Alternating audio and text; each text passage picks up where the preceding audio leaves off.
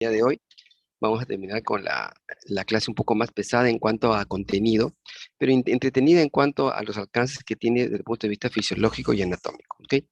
Anestesia general, inhalatoria o endovenosa son dos modalidades anestésicas que se complementan, como ya comentamos en la primera clase, y que en todo caso pueden emplearse de manera indiferente en algunos pacientes. Cada una tiene ventajas y desventajas, vamos a comentarlas al final, cuando veamos qué sucede cuando colocamos anestesia endovenosa pura o anestesia inhalatoria pura, ¿de acuerdo? Los fármacos actúan ¿dónde? En el tejido nervioso, básicamente en la sinapsis. Recuerden que hemos comentado de que la actuación viene dada básicamente por la, el bloqueo de lo que son los potenciales de acción. El principal receptor que se bloquea o que se agoniza, ¿cómo se llama? Aleska Granados, ¿te acuerdas? Hijo, te viene en el examen, Aleska. ¿Cuál es el principal receptor que se agoniza con la administración de anestesia general? ¿Cuál es el principal neurotransmisor que inhibe toda la corteza cerebral y que constituye más o menos el 70% de la sinapsis que tenemos en la corteza? ¿Cuál es? Creo que Aleska nos abandonó. A ver. eh, David Doctor, Pérez Rodríguez. doctor, ¿me Aleska, ¿me escucha? escuchas? Sí. Sí, ya le... Ya, ¿cuál es? Tenemos en nuestra corteza cerebral dos neurotransmisores o dos familias, excitadores e inhibidores. Cuando damos anestesia, favorecemos la acción de los inhibidores, ¿ok? ¿Cuál es el inhibidor más importante que tenemos en la corteza cerebral? ¿Te acuerdas? El excitador se, La... se- el excitador se llama glutamato, ¿ok? Y el inhibidor, los receptores de ese neurotransmisor inhibidor, ¿cómo se llaman? glutamato y GABA. El GABA es, muy bien, el GABA, sobre todo el subtipo A, es el más importante inhibidor de toda la corteza, pero sin embargo, también tiene efectos diferentes según los fármacos empleados. Ya veremos eso con tiempo. Hablamos también de esto al inicio, recuerdo en la introducción, tres sistemas a los que hay que tocar. El sistema nervioso periférico, que es motor y autonómico, el central, médula y encéfalo, y también aquí tenemos en el encéfalo, por si acaso, el cerebelo. Y asociados al sistema límbico, áreas periconductal y áreas precorticales. ¿Cuántos cerebros tenemos? ¿Se acuerdan?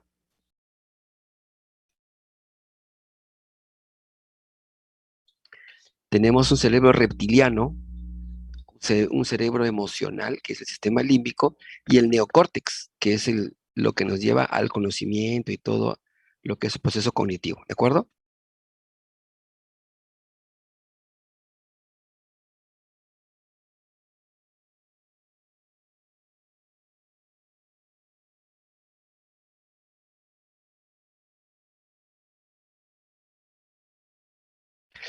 Tres cerebros, recuerden, ¿ah? El reptiliano, que es de los reflejos básicamente.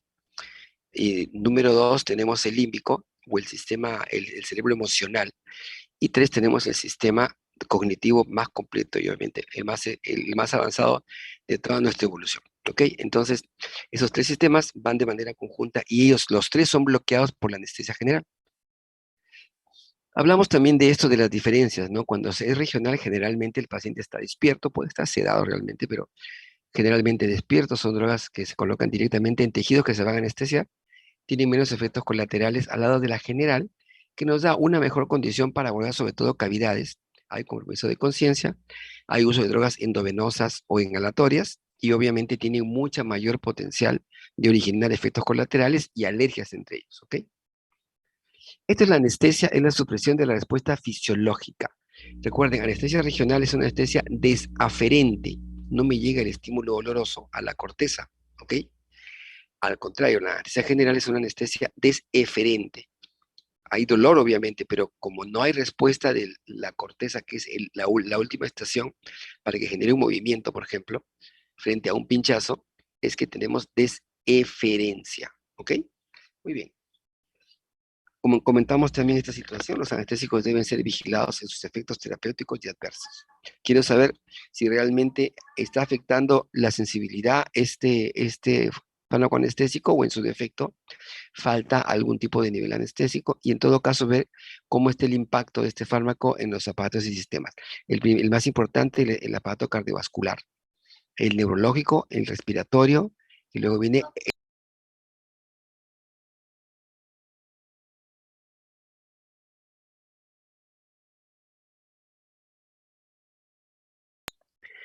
Entonces, hay que saber de que a mayor tiempo de anestesia hay mayor afectación de esos sistemas, ¿ok? Hablamos también de las divisiones, hay endovenosa, inhalatoria y balanceada. Dentro de la general inhalatoria, entonces vamos a tratar hoy día de centrarnos en lo que son los gases inhalatorios. Hay gases muy antiguos, como el óxido nitroso, gases igualmente obsoletos como el ciclopropano. Si no comenté esto, el óxido nitroso se descubrió por un accidente, básicamente. En los laboratorios tratando de producir algún tipo de compuesto que sea, digamos, alguno que cure las enfermedades de una época muy antigua, con 1800, eh, tratando de crear oxígeno, se creó un compuesto que a su inhalación se suponía que originaba hilaridad. Entonces lo colocaban, lo aspiraban, se reían en la corte inglesa, ¿no? Se empleó tal cual se emplea cualquier droga en este momento en cualquier ambiente rave, en la cual se inhalaba oxímetros y se reían, tenían una vida muy alegre, muy social, etc. ¿Qué pasó? Que solo un observador se dio cuenta que luego de una gresca, una pelea entre gente que estaba en una reunión, uno de ellos sufrió un corte y no le dolió, no sintió dolor. O maravilla, puede ser que este pata que colocó el licor más gas sea la clave. Entonces colocó ese experimento en práctica y se creó la anestesia finalmente. Fue un accidente realmente, ¿de acuerdo? Buscando una cosa encontraron el óxido nitroso. Ahora tenemos obviamente anestésicos mucho más potentes, volátiles, mucho más seguros, pero que se van a administrar en sistemas mucho más tecnificados como son los vaporizadores. ¿Ok? Aquí tenemos, por ejemplo, los gases más antiguos, alotano y enfluorano, los gases más nuevos, desfluorano y sevoflurano, intermedio el isofluorano. Todos tienen moléculas de flúor en su componente. Acá tenemos también anestésicos volátiles obsoletos como el éter y el metoxiflurano, que ya no se emplean en la práctica médica habitual. ¿En qué difieren los anestésicos generales?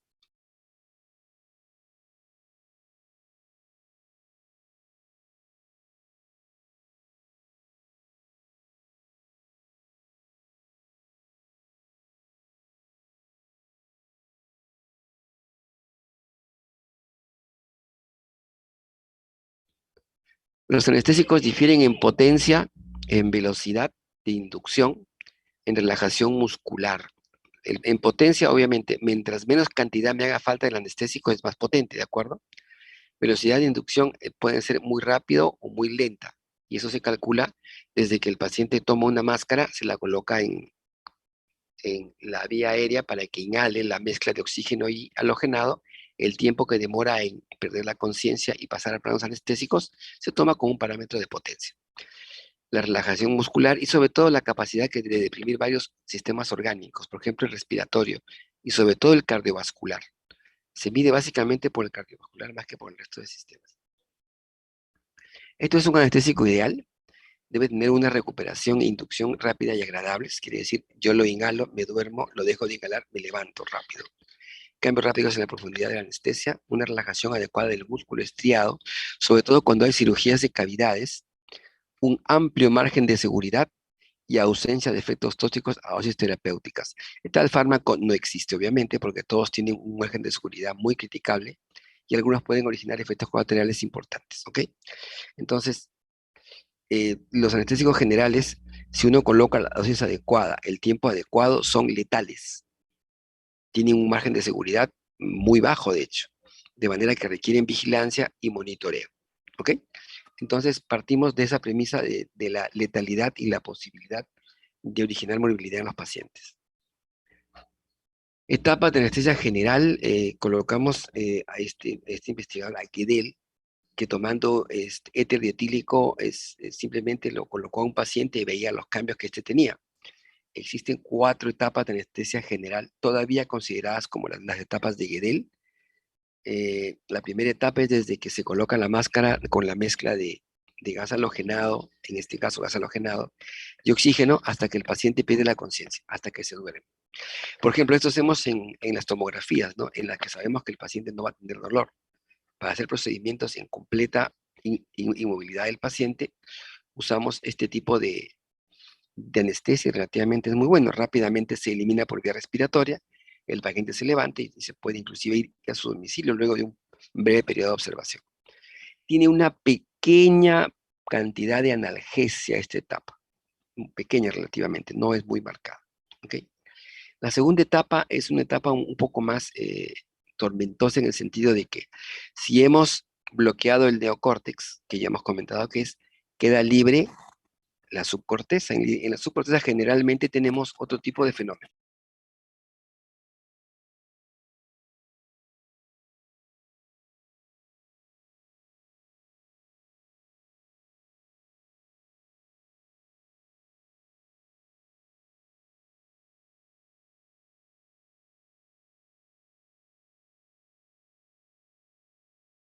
Hola. ¿Ok? Entonces, en la segunda etapa de la anestesia, el paciente está que se mueve, forcejea, inicia una respiración regular, y hay analgesia, pero miren la parte inferior, presenta inclusive respiración irregular, forcejeo, un poco de náuseas, está que libera toda la subcorteza que es inconsciente, como sabemos, ¿de acuerdo? En la tercera etapa, ya tenemos la etapa de anestesia quirúrgica. ¿Cuándo acaba esta etapa de la anestesia de la agitación? Acaba cuando el paciente empieza el inicio de una respiración regular y profunda. Ya estamos entrando en la tercera etapa o plano quirúrgico, que tiene 4 subetapas. De esas 4 subetapas, entre la segunda y tercera, generalmente es que se opera. Se opera con seguridad, y hay relajación muscular, analgesia, hipnosis y todas aquellas condiciones para que se opere un paciente. Cuidado que no se pueden pasar de esa etapa, porque luego en la cuarta etapa viene la parálisis vulvar. Y obviamente entienden que eso genera compromiso cardiovascular y respiratorios severos, ¿de acuerdo? Entonces, vigilamos al paciente en estas etapas. Ahora tenemos un sistema de monitoreo de conciencia muy interesante. Lo tenemos también acá en Chiclayo, en el hospital, se llama el monitoreo de BIS, que básicamente detecta las ondas electroencefalográficas y les coloca un valor numérico. De manera que una buena profundidad anestésica se mide ahora con números. Entre 40 y 60 dBs tenemos una buena profundidad anestésica. Cuando el paciente se está recuperando, generalmente esta empieza a ascender a 75 y encima de 80, 85 el paciente puede que incluso se pueda levantar. ¿Ok? La cuarta etapa obviamente no la hemos colocado, pero es la parálisis vulvar. Y eso genera inclusive colapsos cardiocirculatorios. ¿Qué hacen los anestésicos generales normalmente? Pues primero una breve referencia, miren, del 1840 a 1950 realmente se descubrieron pocos. El óxido nitroso estaba a la cabeza, el éter dietílico, que ya hemos comentado que aplicó Gödel en sus experimentos, cloroformo, ciclopropano y todos esos gases que se ven en las películas que le colocan a uno con un pañuelo y aparentemente se duerme. Exactamente eso, ¿de acuerdo? Del 51 al 90 empezó a salir los gases hidrocarbonados y los gases más potentes. Aquí han salido todos los gases que tienen moléculas de flúor en su composición. El alotano tenía una composición diferente con cloro y bromo.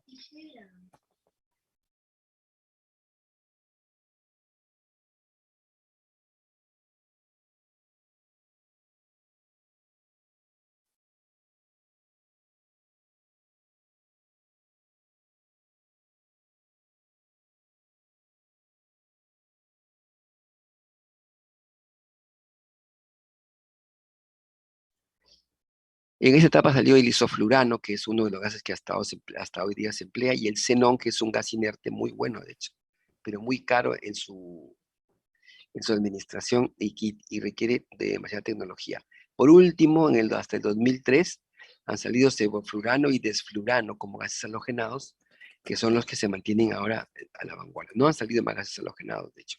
Con ellos, sobre todo con el sevoflurano, se cumple bastante bien. Lo más cercano que tenemos al gas ideal es sevoflurano, de hecho.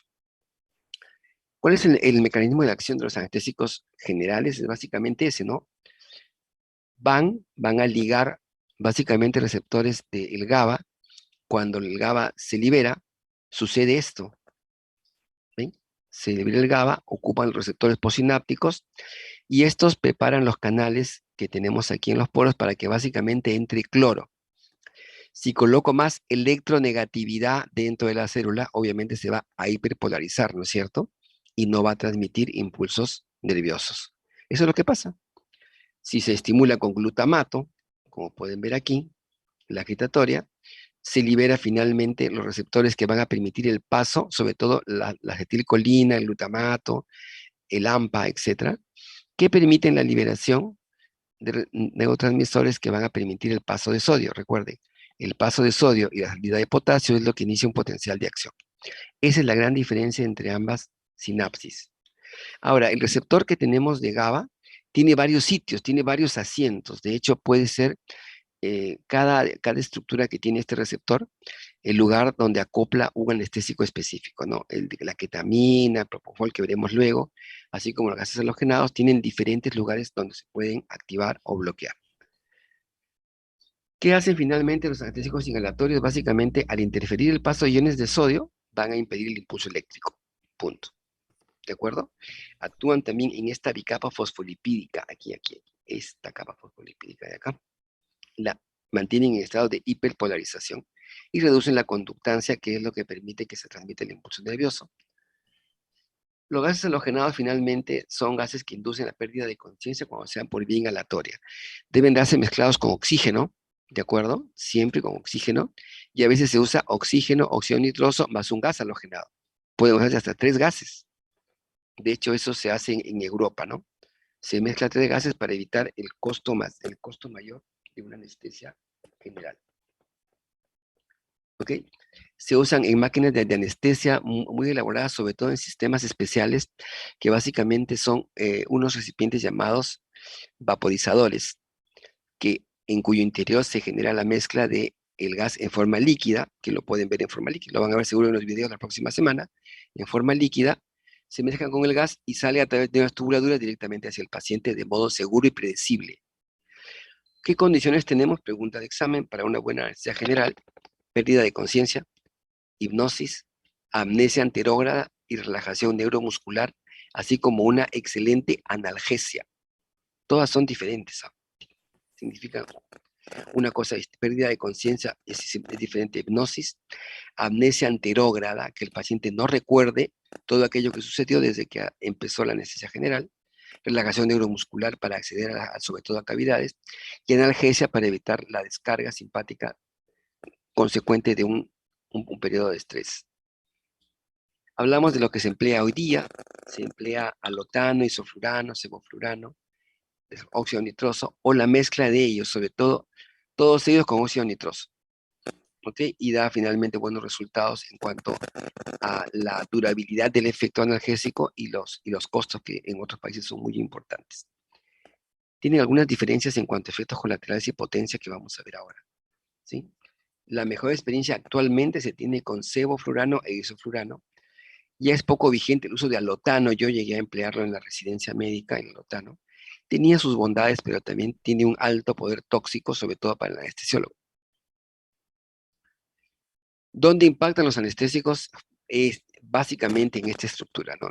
Efectos hemodinámicos, como conversamos, es el efecto, digamos, más explorado y el que mejor perfil tiene para poderlo vigilar. A más flechas tenga hacia abajo es depresor, a más flechas tenga hacia arriba es estimulador. Miren, por ejemplo, el alotano era cardiodepresor, igual que el enflurano. El resto de gases prácticamente no tienen ese poder, muy leve. El alotano y el enflurano era potente depresor del gasto cardíaco y del volumen sistólico, ¿ven? Entonces originaban una hipotensión severa. Más abajo, el alotano originaba gran cantidad de arritmias y disminuía el consumo de oxígeno cerebral. O sea, todas estas condiciones se han ido viendo de manera paulatina con los gases. El gol estándar es el alotano. Cualquier gas que salió después se comparó con este. Por ejemplo, y la principal ventaja de los gases posteriores, isoflurano, sevoflurano, desflurano, era que no tenían el impacto negativo en el aparato cardiovascular que tiene el alotano. Ustedes dirán, si se ingresan por vía respiratoria, se elimina por la misma vía, no pasa nada, está bien, pero puede que esos también tengan cierta eliminación y metabolismo hepático, sobre todo el alotano. Los más antiguos tienen mayor metabolismo.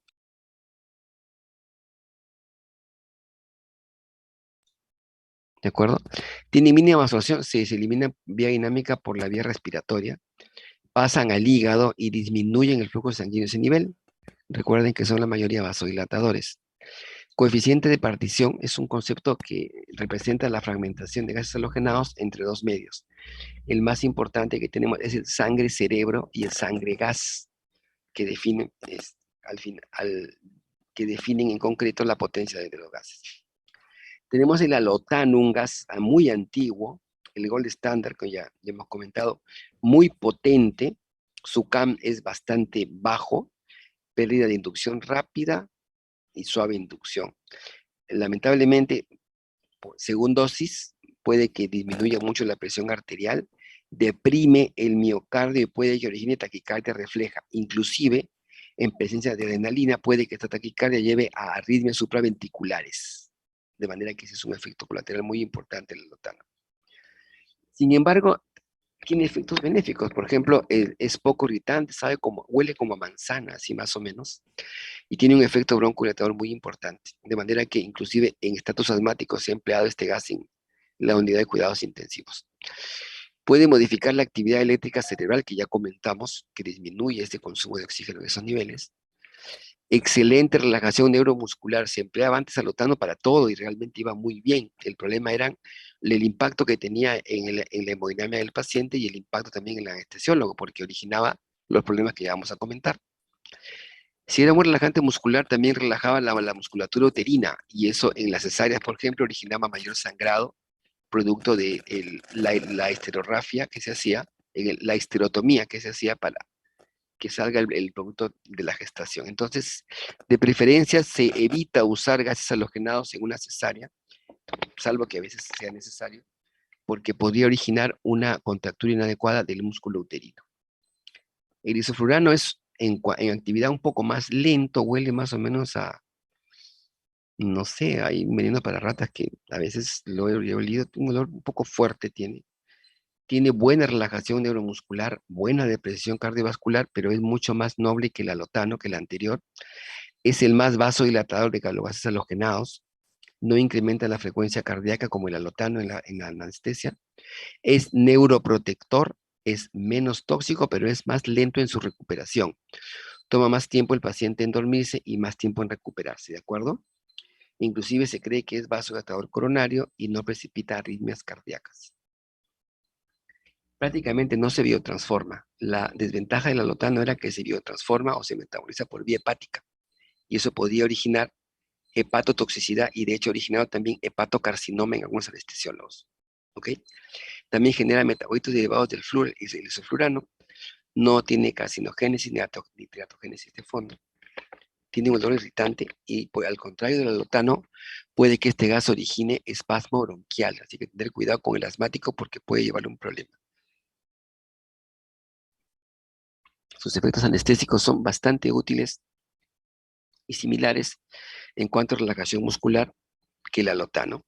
Y aplicaciones múltiples, ¿no? Se puede usar en cirugía cardíaca, en neurocirugía, en cirugías de cáncer, etcétera, y va relativamente bien. Es cardioprotector y neuroprotector mediano. Ahí tenemos el sevoflurano, que es el gas, digamos, más cercano al ideal. No tiene un olor muy dulzón, tiene baja solubilidad, tiene una absorción y eliminación rápidas, inducción suave, salida suave. Este es el que más empleamos para procedimientos cortos relativamente, ¿no? Tiene un ajuste rápido de la profundidad anestésica, una estabilidad cardiovascular bastante buena, recuperación predecible y, en teoría, excelentes perfiles de tolerancia y seguridad. Muy buen gas. Desfluorano, este es el último gas, tiene una potencia muy baja. Tiene olor irritante, irpungente, tiene muy baja solubilidad en sangre. Entra fácil, llega al lugar de actividad y también sale muy fácil, dejando una excelente analgesia residual. Los analgésicos residuales son aquí dos nada más, el desflurano y también el óxido nitroso. Origina depresión respiratoria de acuerdo con la dosis y dependiendo del tipo de paciente. Este gas se emplea más en el paciente anciano, que tiene un aparato cardiovascular algo deprimido. ¿Ok? Buena estabilidad cardiovascular, en algunas cosas, en algunas situaciones puede que incremente la frecuencia cardíaca. Tiene un rápido periodo de inducción, es el menos potente de los halogenados y el que va mejor. No inflamable, efectos parecidos al isoflurano, pero mucho menos evidentes en cuanto a la parte de colaterales. ¿Por qué los gases pueden ser tóxicos? Porque buena parte de ellos, primero se eliminan por el hígado, muy poquito por el hígado. El que se elimina 30% por el hígado por excelencia es el alotano. El resto lo hace del 1 a 2%. Sin embargo, en esa eliminación, algunos de ellos forman este compuesto. Se llama el compuesto A. Este compuesto A tiene 4 vías de degradación.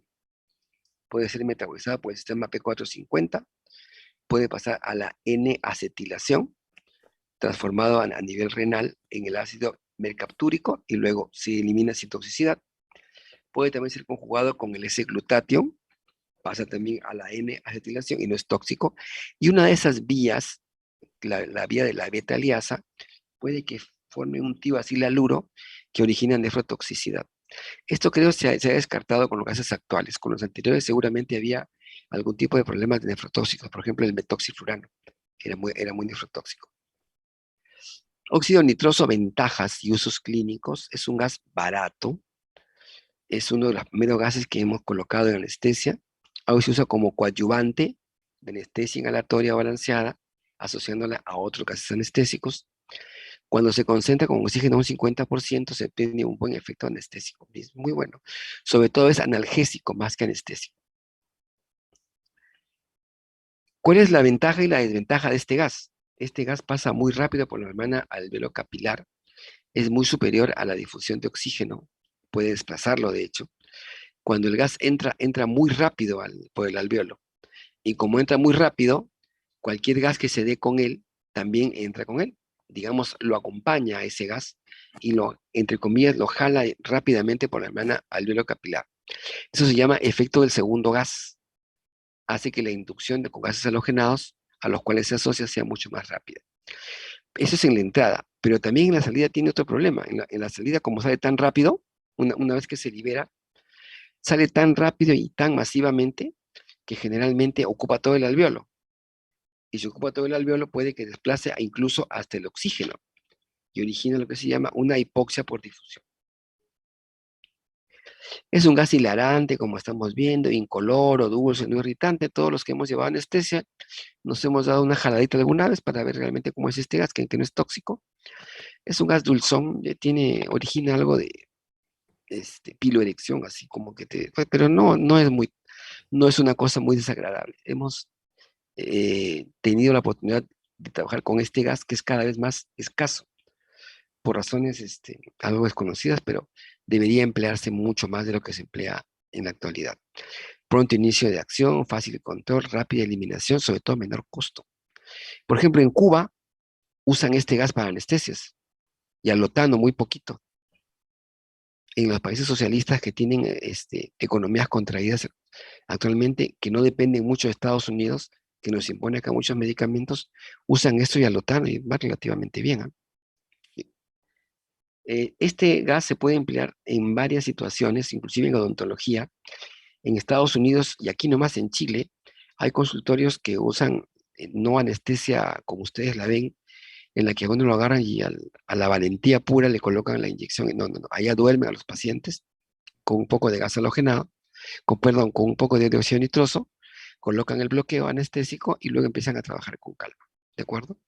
Obviamente requiere preparación y equipamiento este tipo de situaciones. Útil en varias situaciones, sobre todo en el trabajo de parto. Cuando viene la contracción en el trabajo de parto, se inhala una mezcla de oxígeno y óxido nitroso al 50%, y esto permite que la paciente tenga la contracción pero no tenga dolor.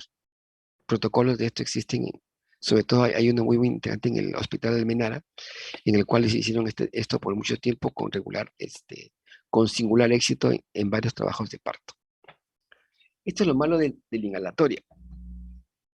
El paciente se despierta, se levanta, si ha sido intubado, se va a extubar y puede que tenga este tipo de complicaciones. Algunas de ellas pueden ser muy deleterias, ¿no? Específicamente las referidas al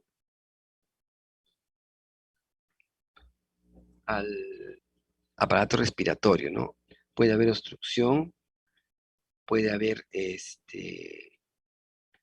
espasmo bronquial, trastornos del ritmo respiratorio, hipoventilación, saturación baja de oxígeno. En la parte cardiovascular, básicamente la hipotensión y las arritmias son lo más importante.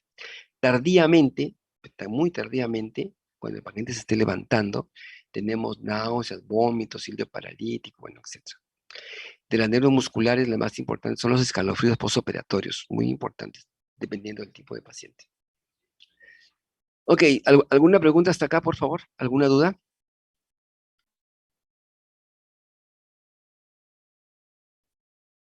¿Alguna pregunta?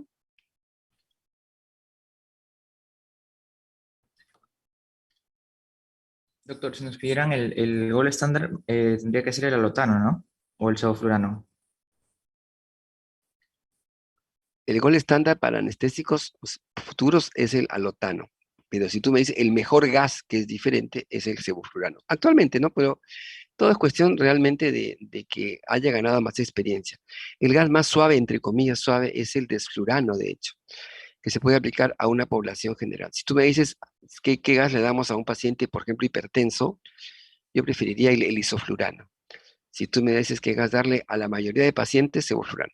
Entonces, ese podría ser el mejor gas halogenado, el que tiene condiciones mucho más predecibles, el que nos va a dar mayor tranquilidad en su administración, el que rápidamente es el más cercano al gas ideal es el sevoflurano, ¿de acuerdo? ¿Por qué decimos gol estándar? Porque el gol estándar, que es el alotano, con algo hay que compararlo al resto de gases, ¿no es cierto? A ver, ¿es mejor, es peor, me origina más depresión o menos depresión? Ese es el problema con el bendito alotano. Sirve de comparación con el resto de gases, ¿ok?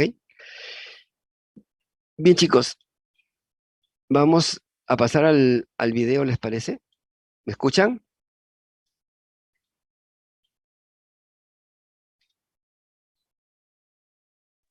Sí, doctor. Ajá, entonces el video le voy a quitar el audio porque el audio está en inglés. Yo le voy a ir transmitiendo todo lo que sucede y sobre todo vamos a parar en algunas partes que creo que son pautas importantes para su manejo. Ok, entonces pasamos al video.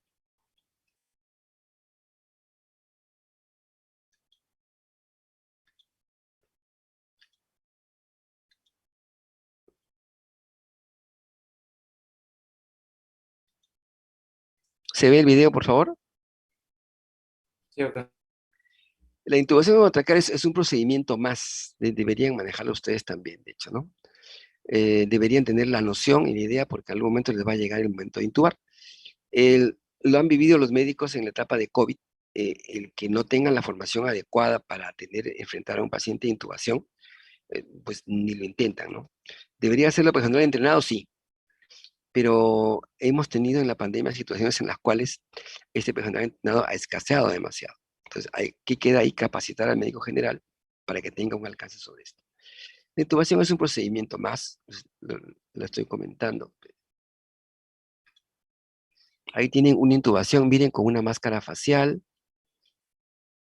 se coloca el tubo endotraqueal, se verifica que pase el murmullo en ambos pulmones y ahí está la indicación: arresto cardíaco, falla en proteger la vía aérea o definitivamente la indicación de protegerla, inadecuada ventilación y una probable obstrucción de la vía aérea. Estas son las indicaciones. Aparte, obviamente, la parte anestésica, ¿no? Se puede colocar anestesia a través de un tubo y se puede también, ¿ok? Pacientes que pasan a la unidad de cuidados críticos también son intubados para una mejor ventilación, una más programada y que tenga otras condiciones, y también para anestesia general.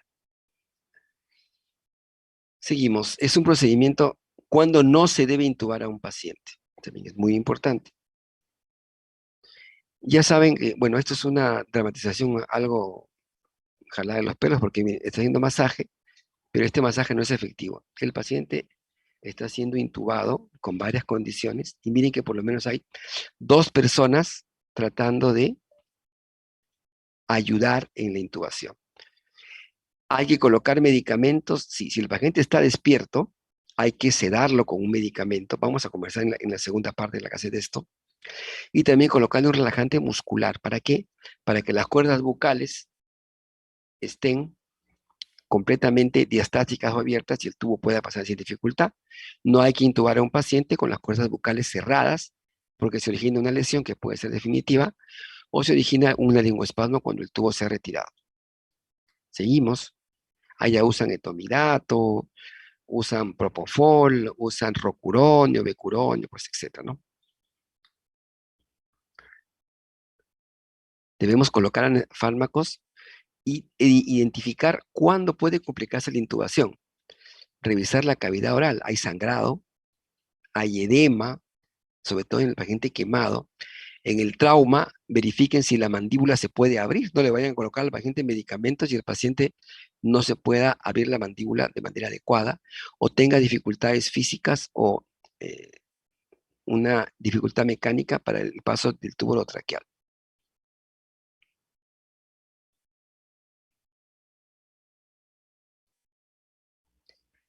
Primero, tienen que aprender esto. Ven ustedes, cuando uno coloca, voy a hacer un momento. Cuando uno, antes de colocar un tubo orotraqueal, hay que preoxigenar al paciente por lo menos 3 a 5 minutos, colocarle oxígeno puro con una máscara, y si el paciente ya está con depresión ventilatoria, con ese ventilador manual que tiene el paciente que está ayudando al operador principal. ¿Cuánto de oxígeno tienen tus alvéolos en este momento? Karenia Figueroa. ¿Cuánto de oxígeno tienen en este momento tus pulmones? ¿Cuánto de concentración?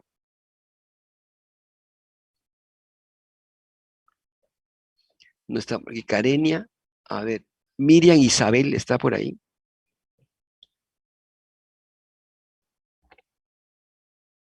Tampoco, perfecto.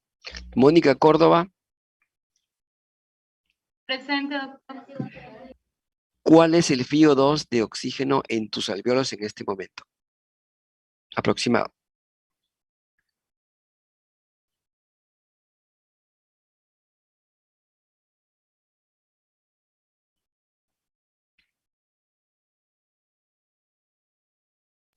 Dios, mm,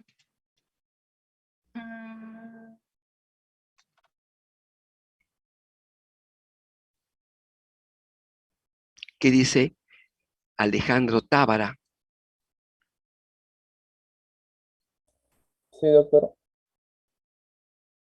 ¿Cuál es la concentración de oxígeno en este momento en tus alvéolos? La FiO2 ¿Sí? del 21%. Muy bien. ¿Y el 78, a quién lo tiene? ¿Qué gas? ¿Quién tiene el 78% de tu concentración de gas en tu pulmón en este momento? ¿Quién lo tiene a cargo? Nitrógeno, doctor.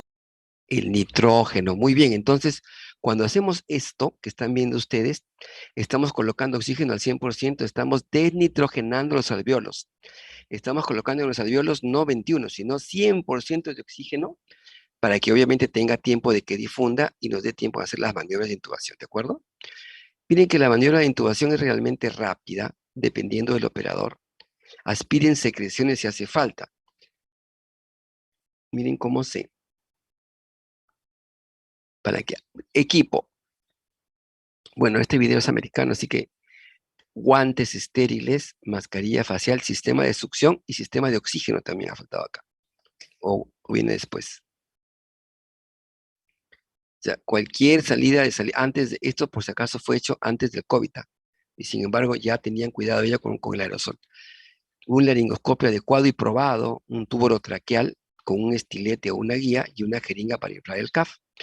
Un ventilador manual, cánulas orotraqueales y nasotraqueales, excelentes para permeabilizar la vía aérea, y acá usamos básicamente esparadrapo. El laringoscopio básicamente puede ser de hoja curva, como el que tenemos aquí, se llama el hoja de Macintosh y la otra es la hoja de Miller, la hoja recta. ¿Ok? Eso también lo pueden conocer a través de videos. Macintosh y Miller. A ver, ahí están. Tienen un mecanismo de acción completamente diferente que vamos a ver. Si tenemos todo eso, excelente. Si no tenemos todo eso, tener cuidado porque podemos someter a un paciente a un procedimiento sin estar preparados. El tubo orotraqueal, que tiene una banda en la parte posterior, que es radiopaca y se puede ver en las placas de tórax. Los números para el adulto son de 7 hasta 8, 7.5, 8, 8.5. Tiene este manguito de neumotaponamiento y este balón de presión que sirve para inflar y sellar obviamente toda la apertura que tenemos en la tráquea. El estetoscopio para verificar que pase el murmullo de manera regular en ambos lados. Y tenemos este sensor de CO2, que bueno, ya no viene ahora porque tenemos los capnógrafos, que es finalmente lo que nos da la certeza. Miren cómo sale esto. Probar el laringoscopio, ver el tubo, probar que tenga un mango adecuado, ¿ven? Inflar el mango y dejarlo inflado. Si es una vía aérea complicada, colocar un estilete tratando de que no salga a través del orificio alterno que tenemos en el tubo, que es el ojo de Murphy, y tener a la mano siempre un sistema de succión. Siempre un sistema de succión. Acá están colocando los medicamentos y monitoreando los efectos anestésicos de esos medicamentos.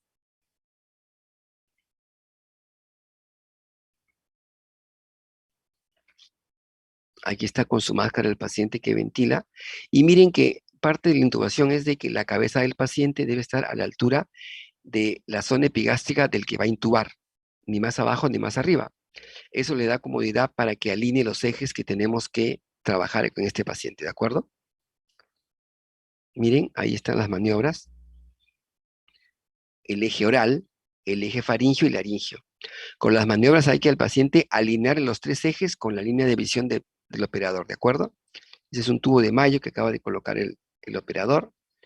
Hiperextiende un poco el cuello y empieza, miren, a darle ventilación manual al paciente.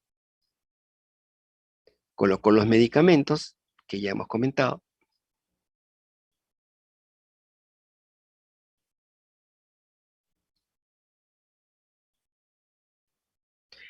Lo ideal sería retirar todo lo que son prótesis dentales, ¿de acuerdo? En algunos casos hace falta mantenerlas si son completas para que mejore la coaptación de la bolsa con la cara del paciente. El paciente idéntulo tiene a veces los carrillos un poco sueltos y no permite tener esta maniobra. Miren la intubación orotraqueal. Eso se llama la maniobra de Selig. ¿Ok? Esta de acá que está haciendo esta operadora. Miren lo que hace, oprime el cartílago, lo vuelve más visible para el operador, pero a la vez evita el reflujo de contenido alimenticio si hubiera, obviamente, ¿no? Maniobra de Selig. Hay otras dos maniobras. Y miren que todo se alinea con la línea de división del operador. Los tres ejes ya comentados, oral, faringio y laringio, anatómicamente nunca se van a alinear, salvo con la ayuda de este aparato, ¿no? Ahí está la laringoscopía. Miren lo que va a ver el operador. Miren con detalle, por favor. El laringoscopio ingresa, desplaza la lengua hacia la izquierda, ¿sí? Esto es en vivo. Y ahí ve la epiglotis como primer accidente, como primera referencia anatómica. Levanta, acá está levanta la epiglotis de manera indirecta por presión directa del ligamento glosoepiglótico. ¿Ven? Se abre la epiglotis, aquí está abierta la glotis, ahí está. Y el tubo entra con la glotis bien abierta, ¿ok? Ahí está, miren. La hoja recta, por el contrario, levanta directamente la epiglotis, es un poco más traumática, y también se ve la epiglotis. Obviamente se usa más la hoja de Macintosh, que la levanta de manera indirecta. Miren cómo se hace la tracción. Esto se evalúa en lo que es RCPC. Cuando uno va a colocar el tubo, la tracción del laringoscopio se hace hacia arriba y hacia atrás. ¿Ok? Nunca palanquear porque esto puede que dañe los dientes del paciente y los puede inclusive romper o desinsertar. Miren cómo coloca el tubo. Despacio nomás, no tiene que apurarse en colocar el tubo. Ya está viendo dónde lo va a a insertar, ¿de acuerdo? Miren, lentamente, lentamente, se progresa el tubo de manera atraumática, suave y gentil. El tubo ingresa así. Tienen que ver que pase el globo que tiene en la punta, ¿ok? Miren el tubo cómo ingresa. El globo va a pasar. Y una vez que pasa, ahí nos detenemos. ¿Ok? Se retira la guía metálica y se insufla rápidamente. Se retira también el laringoscopio de manera que vieron muy lenta, ¿no? Muy lenta y tratando de evitar un trauma mayor. Se insufla el tubo orotraqueal y se empieza a ventilar. Miren que sí, aquí la maniobra de compresión mientras todavía no se verifique el tubo. ¿Cómo confirmarías que el tubo está en ese lugar? ¿Cuál sería el gol estándar aquí? Ya que Natalie Cifuentes. ¿Cuál es el único elemento que elimina únicamente el aparato respiratorio y ningún otro aparato? Cifuentes.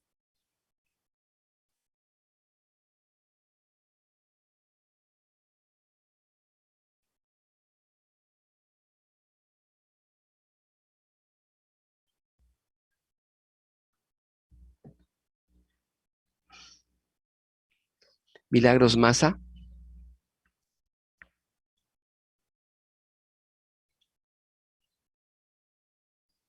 María Alejandra Marchán. Doctor, buenas noches. ¿Qué elimina el aparato respiratorio que no elimina a nadie más? ¿Qué elimina al exterior?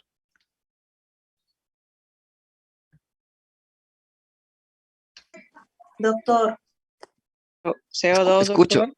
el Dióxido de CO2. carbono. Entonces, debemos verificar que se elimine CO2 y cuando elimina CO2 el paciente lo hace en unas curvas que se llaman curvas de capnografía, ¿ok? Vamos a ver esto. Miren. El tubo debe estar ahí. Si yo meto demasiado el tubo, lo inserto muy adentro, puede que se meta al bronquio derecho. Se quede el izquierdo sin ventilación. Eso es un problema muy serio porque puede que se atelectasie todo, ¿de acuerdo? Entonces debo verificar que el tubo quede a 4 centímetros encima de la carina como norma escrita y general, ¿ok? Ahí está, 3 a 7 en promedio. Siempre debo fijarme dónde dejé el tubo, porque puede que colocando esta cinta se desplace o se salga el tubo, así que tener cuidado. Ese aparato se usaba antes, y miren cómo cambia de coloración. Venía en los kits de intubación. Miren cómo cambia el color. ¿Ven? Ese es CO2. Ah, ya. Se verificaba que era CO2. Pero nada más. Ahora se tiene un sistema de registro llamado capnografía que nos permite ver las ondas que se generan en la salida de CO2 del organismo. Se ausculta en los huecos axilares el murmullo vesicular normal y también en el estómago porque puede que haya pasado el tubo por el esófago y no necesariamente por la tráquea. Ok. Confirmación. Ok. Ahí pueden retirar un poco si es que se ha metido demasiado al bronquio derecho y retiramos y comparamos también. Miren el tubo, acá está el tubo traqueal, miren. ¿Ven el tubo? Acá está, miren. Esta línea que ven acá, línea radiopaca, es el tubo traqueal. Ya sabemos que está en un buen nivel. Este es un paciente en la unidad de cuidados críticos, de hecho. ¿Ok? Que está intubado. Y ven aquí esta tirita blanca. Este es el catéter central, que está llegando a la aurícula derecha. Esto vamos a verlo al final. Miren la tráquea, hasta dónde llega el tubo. Acá está la carina. ¿Ok? Bronquio derecho, Doctor, bronquio izquierdo. Escucho. Una consultita. En el tubo endotraqueal se veían algunos números. De esos números, Están dados en centímetros, sí. En claro, sí, centímetros. pero nos podríamos guiar con una numeración determinada para poder saber si estamos en la carina. A ver, Y, de un ajá. paciente de talla promedio, unos 60, unos 70, ¿ok? Que no tenga obesidad Ujú. y que no tenga ningún tipo de dismorfismo, quiere decir no tenga más cabeza que cuerpo y tenga esas anomalías anatómicas raras, Más de 20 centímetros estás dentro de la tráquea y antes de la carina. Pero igual, no sabes qué malformación tenemos todos. Entonces, más de 20, mejor empieza a ocultar los pulmones. Y debes ocultarlo en el hueco axilar, porque ahí se escucha el murmullo vesicular más puro. Entonces, ahí debes notar que debe ser simétrico el sonido, ¿de acuerdo? Lo mismo que oyes en el derecho, oyes en el izquierdo. Esa es la mejor manera. Tú sabes que está en vía aérea porque bota CO2, pero no sabes por el CO2 si está en el bronquio derecho o está en la carina o encima de ella, no lo sabes. Eso lo sabes por ocultación, de manera que el comprobar que el tubo esté colocado, y te dejo la pregunta, se da por ocultación y también por la visión de la línea de capnografía, si tuviéramos un capnograma, ¿ok? También pueden ver que el tórax pues se levanta, ¿no? Y obviamente genera a su salida un vapor blanquecino, que es el vapor de agua de las vías respiratorias, que también es obviamente que está en la dirección correcta, ¿ok? Vamos a terminar con esto del túbulo traqueal. Y sobre todo, aseguremos el tubo. Ahí vienen los números que te comentaba su compañera, miren. Yo acabo de colocar un tubo, lo aseguro con esparadrap. Este es un dispositivo muy bueno, ¿ven? Que asegura de manera rígida, ¿ven? Se apoya en los labios, asegura el tubo y no lo mueve nadie. Estos sistemas no tenemos acá en el Perú, acá tenemos su esparadrap. Paso nomás, miren, miren cómo está que coloca. Exactamente igual. Y siempre, ¿sabes qué? El tubo se fija a 22 centímetros de la cada dentaria. O sea, excelente. Ahí está, miren. Y anotar siempre en la historia que este tubo se fijó allí. Si viene alguien más tarde a verlo y está más adentro, seguramente tenemos un problema de que se ha invadido el bendito bronquio derecho, ¿ok? Cuidado con que las primeras veces que hacen estas maniobras intuban el esófago. Y si no hay una intubación en vía aérea, viene la hipoxemia, la hipercapnia y la muerte.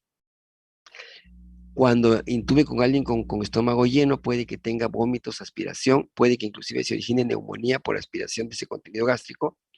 Recuerden de que ¿qué nervio está en las vías respiratorias altas y en la laringe? ¿Qué nervio está ahí dando su cuota de inervación? ¿Se acuerdan? ¿Qué nervio es? La laringe, ¿qué nervio lo inerva? Faringio.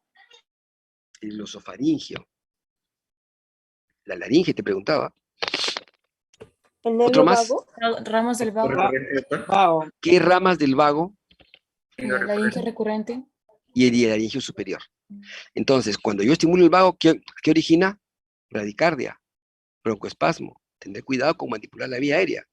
Hay que saber las complicaciones. Doctor, pero entonces mejor no lo intubo, ¿no? Pues ten las complicaciones y tenga a la mano lo necesario para manejarlas, ¿cierto? Hay bradicardia, colócale atropina al paciente para que pueda mejorar ese cuadro. Esto se hace en lugares donde hay coches de paro, ¿eh? No se hace en la cama del paciente, no. Se hace en lugares donde tenemos cualquier medicamento para manejar estas eventualidades. ¿Ok? Bien. ¿Alguna pregunta? Ese es el video de intubación. Ya vieron con las 2 hojas que se intuba y vieron también cómo es que se considera la evaluación del paciente antes de que sea intubado. Pasamos a acabar la clase un momento, por favor.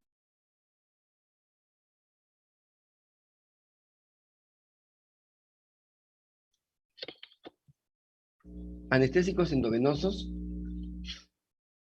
Tenemos aquellos que se dan obviamente por vía endovenosa periférica, barbitúricos, benzodiazepinas, ketamina, propofol, etc.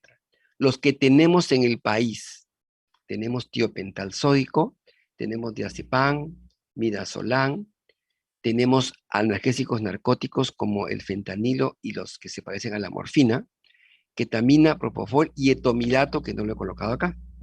Entonces, los más usados todavía son los barbitúricos en algunas realidades, sobre todo en la nuestra que tiene carencia de recursos, que son fármacos que deprimen el sistema nervioso central de una potencia dosis dependiente, producen sedación, hipnosis y amnesia anterógrada, pero ojo, no producen analgesia.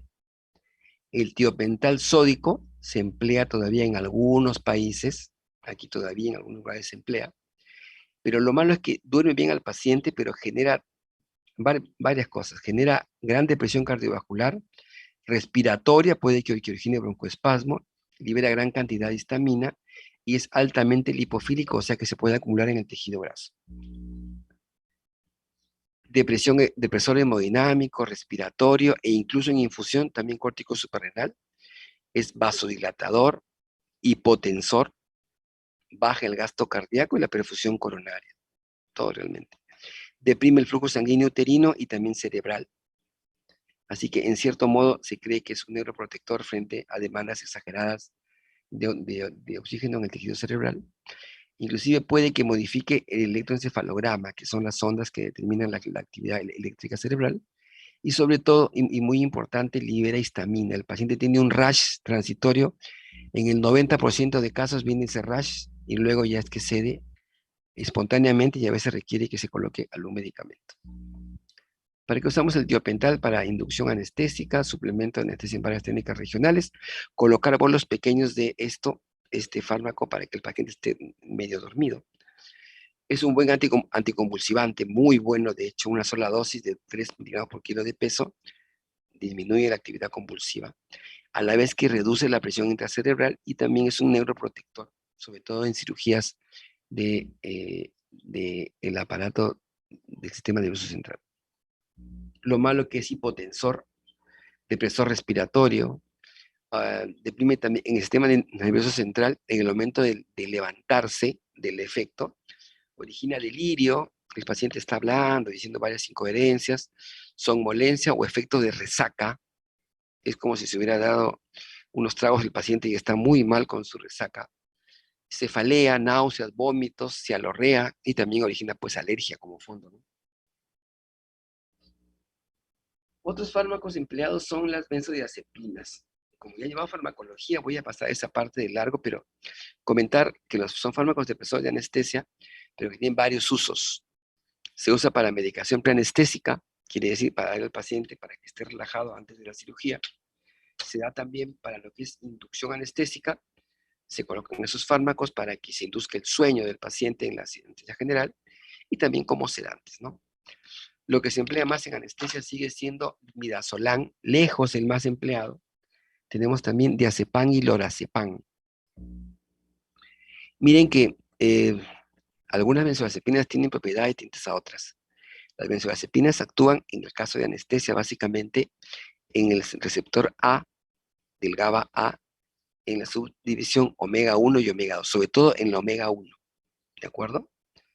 Entonces, siendo así, se usan en premedicación, en sedación consciente, en inducción anestésica y en suplemento de anestesia. ¿Qué es suplemento de anestesia? Yo le coloco a un paciente un bloqueo raquídeo, están que lo operan tranquilamente, el paciente está obviamente nervioso, no coopera, se mueve, respira mal, lo puedo sedar suavemente con un midazolam para que tolere el procedimiento y estoy suplementando la anestesia que está en ese momento que se lleva a cabo.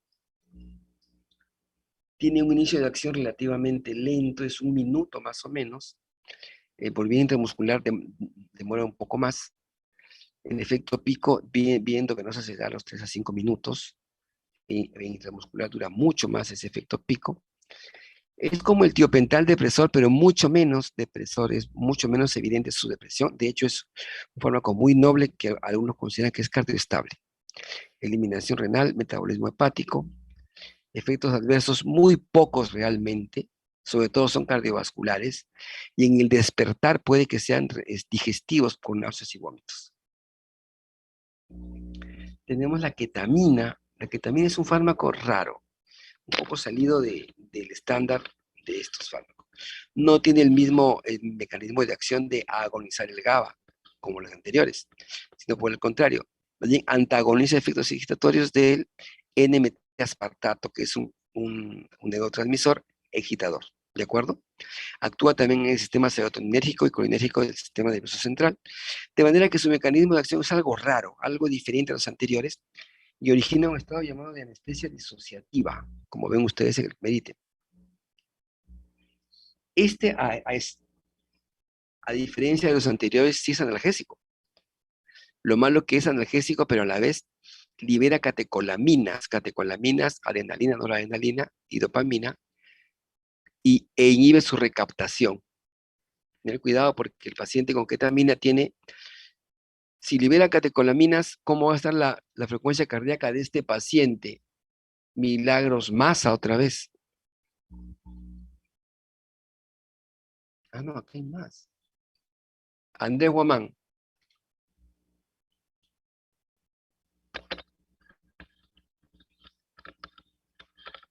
Andrés Guamán.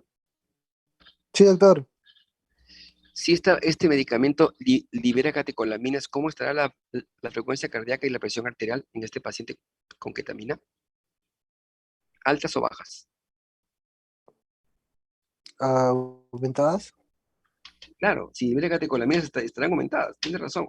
Y ese es también un efecto paradojal porque se espera de que estén, como todo fármaco anestésico, baja, ¿no es cierto? El paciente hace taquicardia fácilmente y también hipertensión muchas veces, ¿ok? Muy bien.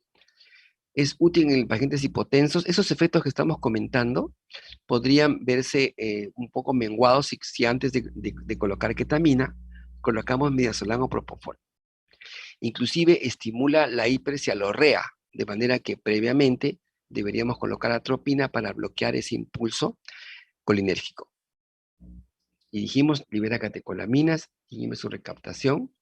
Es de elección todavía en los pacientes que tienen compromiso hemodinámico, produce vasodilatación, broncodilatación, perdón, igual que la lotano, ¿recuerda?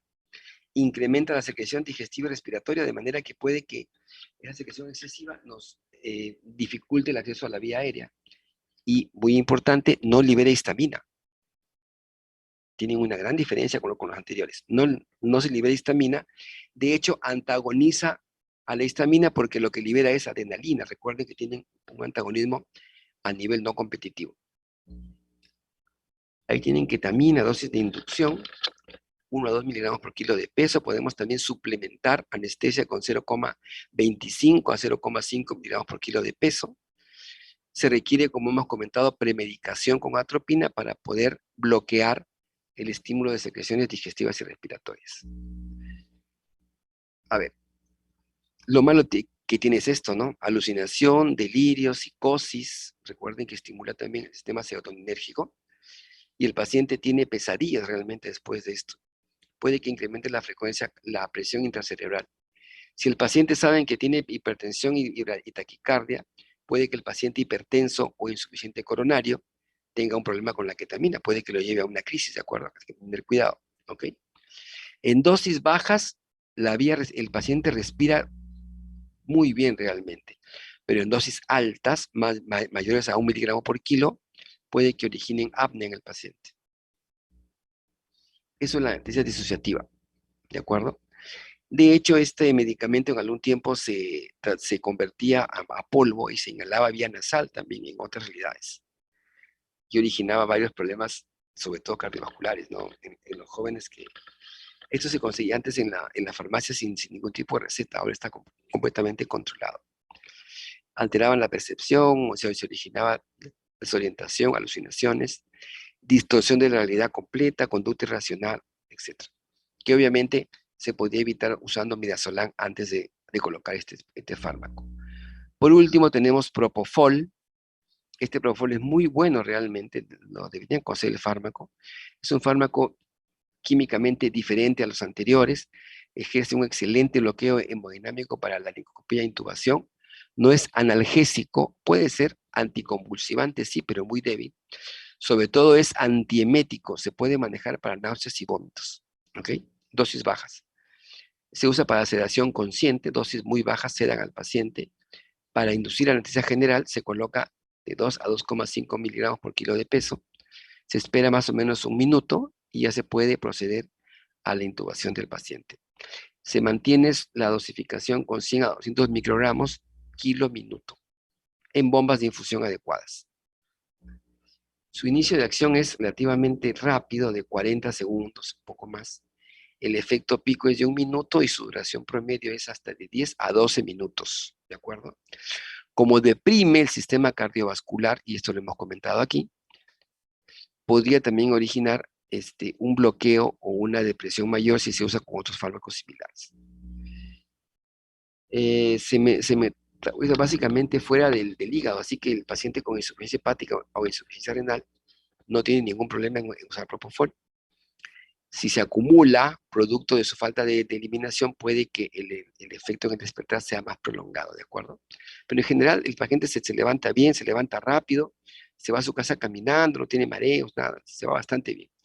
Esto se usa mucho en los procedimientos particulares que son ambulatorios. El paciente sale del procedimiento, descansa 30 minutos y se va a su casa y encima come porque no tiene problemas de náuseas. Tienen algunos efectos colaterales similares a los anteriores, tienen menos incidencia de alergia, pero puede que dé hipertermia o fiebre, desinhibición e incluso en los pacientes un grado de ilusiones sexuales. Terminamos. Los opioides endógenos son aquellos que se liberan cuando nosotros tenemos algún tipo de dolor, ¿de acuerdo? Son 3 familias. Las más importantes son las encefalinas, ¿de acuerdo?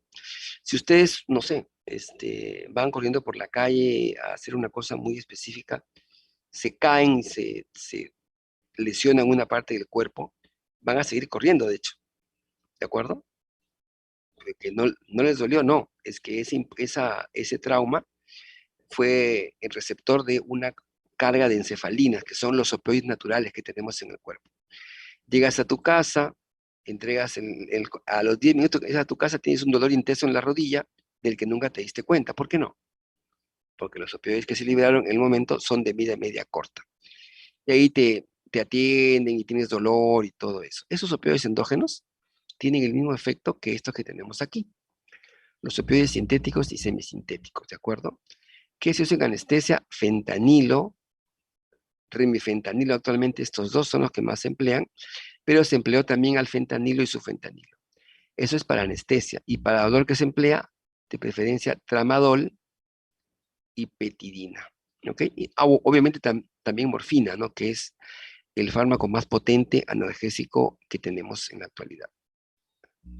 Tenemos otros fármacos asociados que vale la pena resaltar básicamente el mecanismo de acción que hacen los opioides. Reducen la agitabilidad neuronal, ¿de acuerdo? Abren canales de potasio, hiperpolarizan a nivel posináptico, inhiben la apertura de canales de calcio que hacen falta para que se transporten los neurotransmisores hacia el exterior y reducen completamente la liberación de neurotransmisores. Entonces, esto sucede por el agonismo de receptores mu. Estos receptores mu son esos receptores opioides que tenemos mu kappa delta, que son los más importantes, pero los mu son los que explican la actividad de los receptores opioides, ¿ok?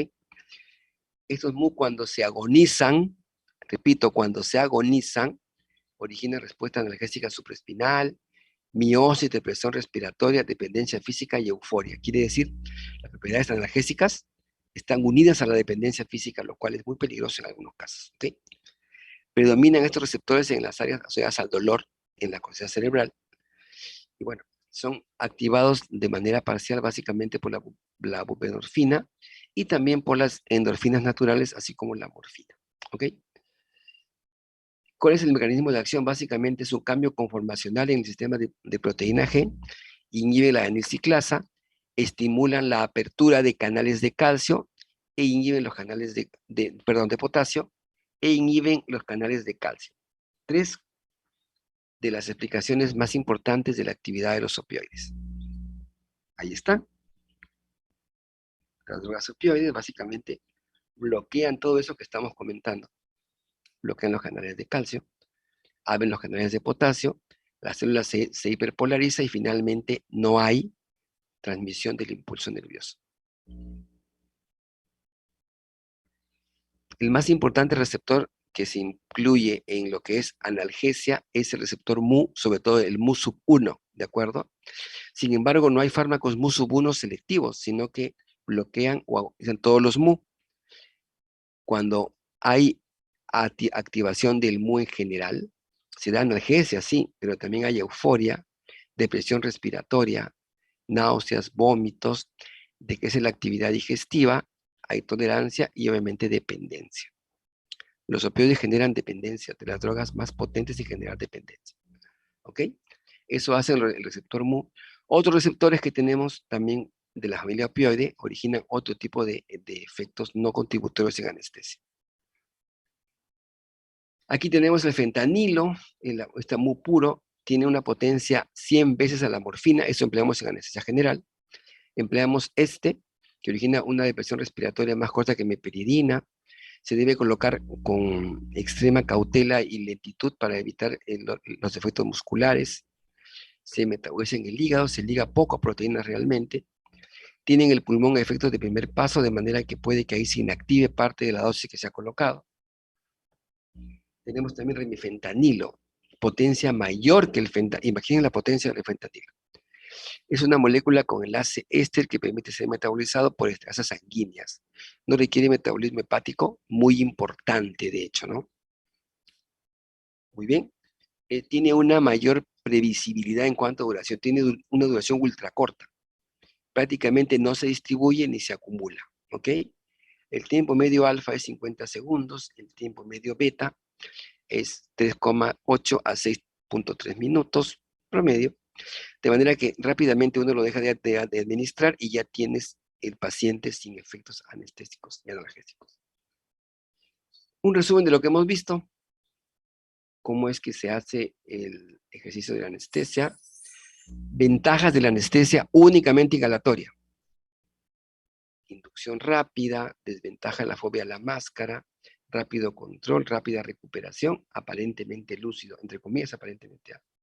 Lo malo es de que forma compuesto A, que ya comentamos, pues en nefrotóxico, no tiene manejo del dolor, los fármacos inhalatorios no tienen analgesia, salvo el óxido nitroso, y riesgo de náuseas y vómitos postoperatorios. En cambio, la TIVA, la anestesia únicamente endovenosa, nada de inhalatorio, tiene una rápida inducción, tiene una ventilación espontánea, una recuperación rápida, mínimo riesgo de náuseas, sobre todo si se usa propofol. Desventajas es la depresión respiratoria y su recuperación es un poco menos rápida que el Seborane, ¿de acuerdo? Algunas veces el paciente se levanta algo desorientado, entonces hay que reposarlo por lo menos 30 minutos. Bien, vemos el último video, por favor. Si están atentos, vamos a pasar al último video.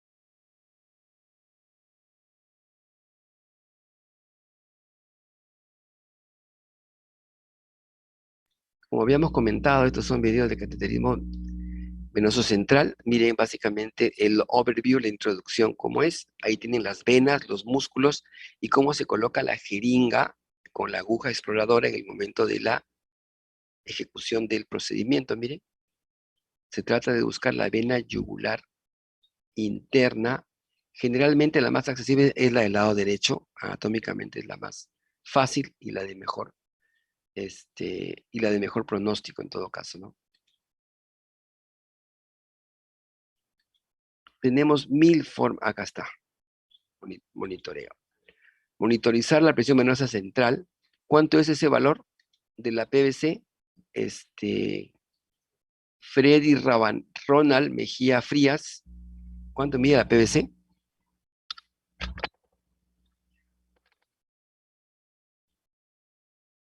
¿Cuánto mide la presión venosa central? La colocamos en el paciente crítico, de hecho, para ver cómo está. ¿Cuánto mide? De 6 a 12, doctor. 5 a 12. 5 a 12, 6 a 12, muy bien. Entonces, eso nos permite ver si estamos bien con nuestra hidratación y si en todo caso estamos mejor con nuestras soluciones. También se sirve para colocar medicamentos que pueden ser irritantes para el paciente por las vías periféricas. La usamos en hemodiálisis, en cateterismo de la arteria pulmonar también, ven ustedes, y también para reanimación, ¿no? Aunque debería usarse de manera prioritaria la vía periférica para reanimación. No colocarlo cuando hay coagulopatía, trombosis de la vena referida. Miren, acá hay una infección en la zona de la vena, ni tocarla de hecho, pueden colocar esa bacteria en el torrente sanguíneo y puede ser peor para el paciente. Hay un coágulo, hay un trombo.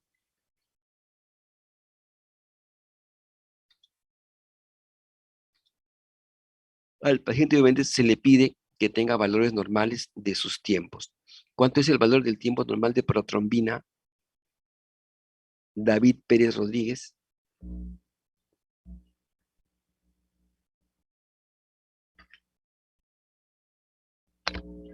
A ver, vamos chicos, son noveno ciclo y son...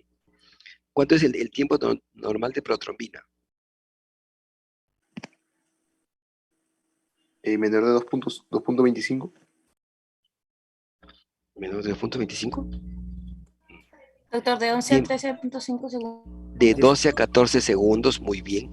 Eso hay que saberlo. Y el tiempo parcial de trombina activada, de 29 a 42 segundos en promedio, dependiendo del operador. ¿Okay? Entonces, si sabemos cuánto es el nivel normal de fibrinógeno, ahí lo tenemos.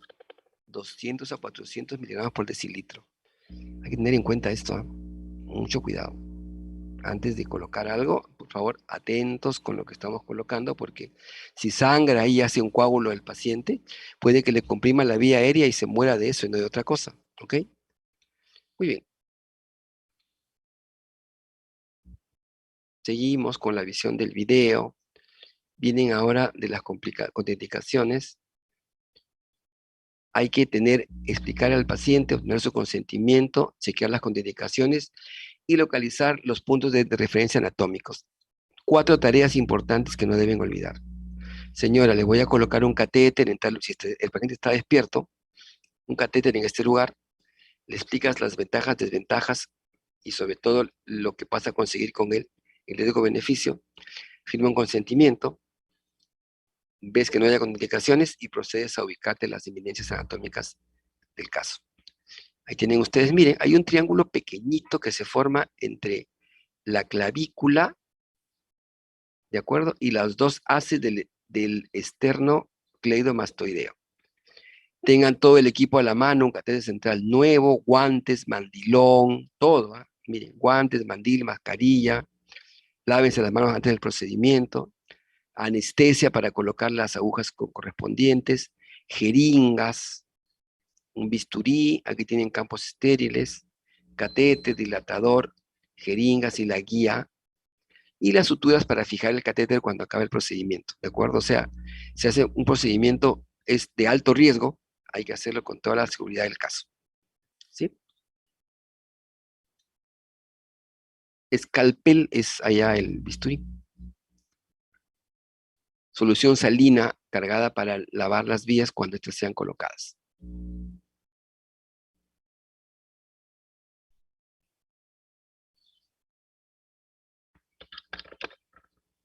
Ahí tiene un catéter central, como pueden verlo. Está, según el tamaño, viene este tipo de clasificación French. Más fino es mucho más delgado, 6.56. Más grueso es 7 French, 8 French. Y tienen 1, 2 o 3 lúmenes, que son 3 mangueritas por las cuales se puede inyectar medicamentos o recibir la información de la presión venosa central. ¿Ok? Seguimos.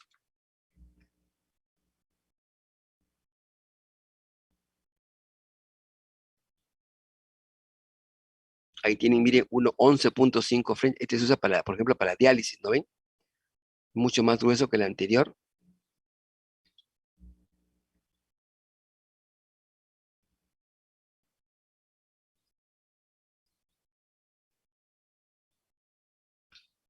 ¿Ustedes qué prefieren para reanimar a un paciente que está sangrando? ¿Prefieren un catéter central o una buena vía periférica? Pregunta. La gente está sangrando, doctor. ¿Qué le colocamos? ¿Le colocamos 2 vías de acá, como ven ustedes? ¿18 o 14 o 16? ¿O le colocamos un catéter central? A ver, ¿qué opinan ustedes?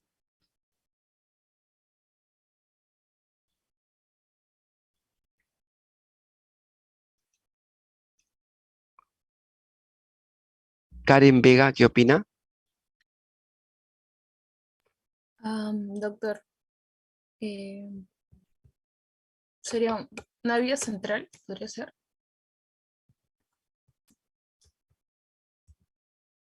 Los catéteres, igual que las agujas que ya hemos conversado algo, tienen una longitud nada más pequeña. La vía central tiene un calibre similar al de los catéteres, pero es más larga. ¿En dónde habrá más resistencia? ¿En el catéter central o en la vía periférica?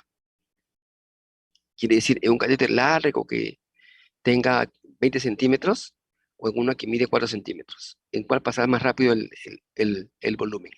¿En el largo o en el corto? Una de cuatro. Una de corto. De 4, doctor. Entonces, cuando quieran colocar volumen, no cometan el error de poner un catéter central.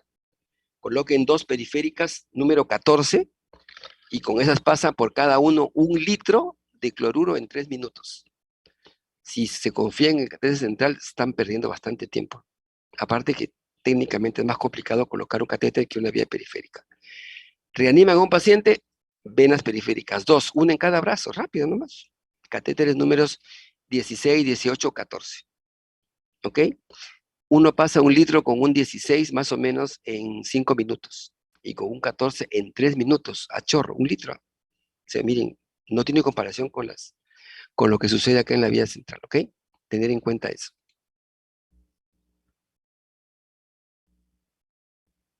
Ahí tienen nuevamente los lúmenes, miren los French cómo se diferencian de 2 lúmenes, de 3 lúmenes, como están ahí. ¿Cómo se prepara el paciente?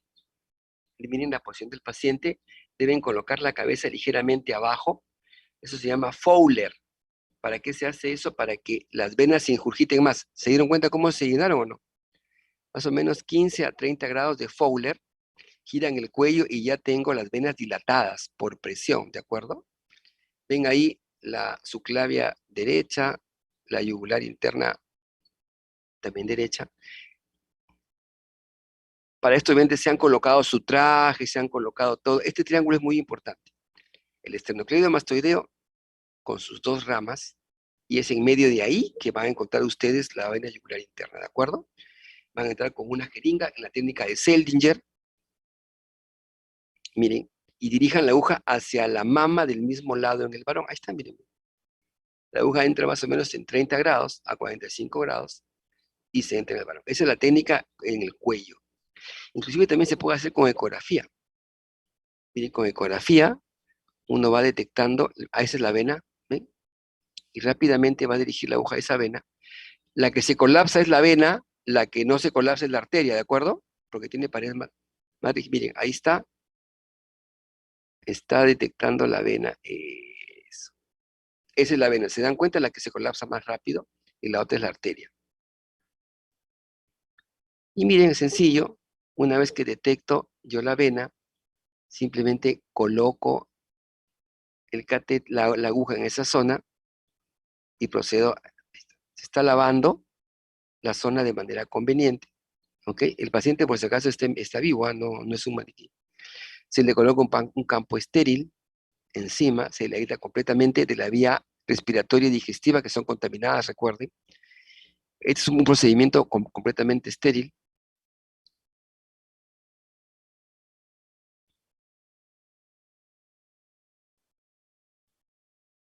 Se prueban los dispositivos que van en el catéter central. Aquí tenemos catéteres muy similares, no son diferentes a los que tienen allá. Se coloca tienen una bolsa aislante, el ecógrafo.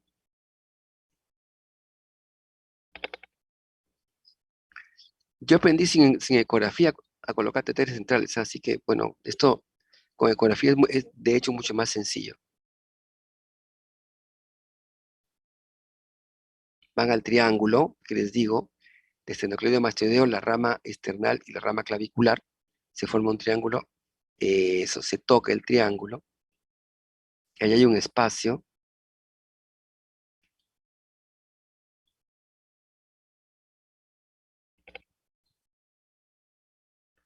se coloca un poquito de anestesia en la zona que hemos designado, ¿ven? 45 grados, perfecto. Se coloca anestesia Y puede que la aguja también sirva para explorar. Miren, voy colocando anestesia y también voy explorando, ¿ven? Voy aspirando, aspirando, tocando, siempre separando con mis dedos la arteria que está cerca, aspirando, aspirando. Y ahí tenemos la salida de sangre oscura, como se dan cuenta, ¿no? Hemos llegado a la vena yugular interna.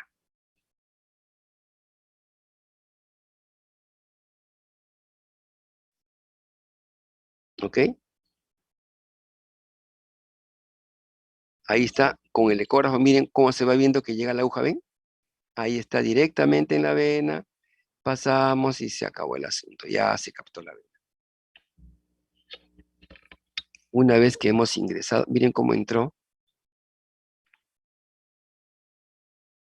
Podemos retroceder y meter directamente. Muy bien.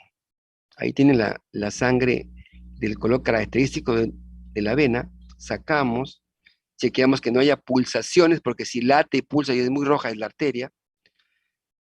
No dejamos perder tanta sangre como este caballero que está prácticamente que sangra al paciente. Le colocamos esta guía metálica, si pueden ver, miren, esa guía metálica que está entrando. Ese alambre va a ir progresando a través del catéter y va a llegar hasta dónde. Va a llegar, miren cómo progresa, y cuando llega a la aurícula derecha, miren, origina una arritmia. Recuerden que ahí está el aparato de conducción cardíaco. Esta es la evidencia que estamos llegando a la aurícula derecha, que hemos incidido en el aparato de conducción. Sacamos el trocar inicial, por donde pasó la guía, y ahora hacemos un pequeño cortecito en la zona de incisión, y a través de la guía metálica metemos un dilatador. ¿Lo ven o no? Ese es un dilatador. Se coloca, se progresa, muy bien. Se mete haciendo un giro, ¿ven? Eso, se está dilatando la piel y las zonas por donde va a pasar el catéter definitivo. Se dilata, se dilata, se dilata. Listo. Una sola intención de ingreso, retirarlo.